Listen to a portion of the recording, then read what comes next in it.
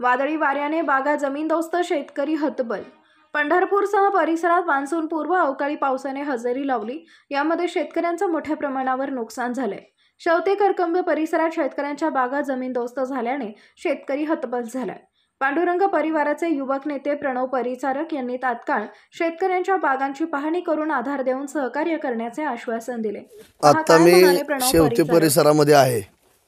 पंढरपूर तालुक्यातल्या सर्व ग्रामीण भागामध्ये, त्याचबरोबर जास्त प्रमाणात करकंब भागामध्ये कालच्या वादळी वाऱ्यामुळे शेतीचं प्रचंड असं अतोनात नुकसान या ठिकाणी झालंय।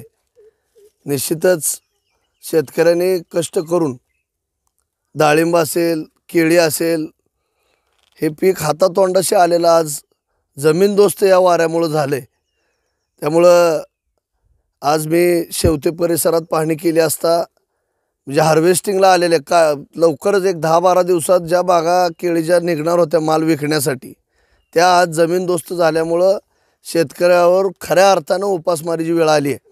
मी या निमित्ताने आमचे नेते आदरणीय आमदार प्रशांतरावजी परिचारक साहेब यांच्या माध्यमातून शासन दरबारी प्रयत्न करून तातडीनं प्रांताधिकारी असतील, जिल्हाधिकारी असतील यांच्याकडे मागणी करून तातडीनं पंचनामे करून शेतकऱ्यांना मोठ्या प्रमाणात मोबदला या निमित्ताने मिळाला पाहिजे। आज अवकाळी पावसाचं मोठं संकट शेतकऱ्यावर असताना वाऱ्यामुळं पूर्ण पिकच उद्ध्वस्त झालीत। म्हणजे अनेक ठिकाणी जर बघितलं तर आज डाळिंबाच्या बागा, डाळिंबाची झाडं उन्मळून पडलेत आणि केळी तर बागा आपण सगळे बघितले की जमीनदोस्त झालेत।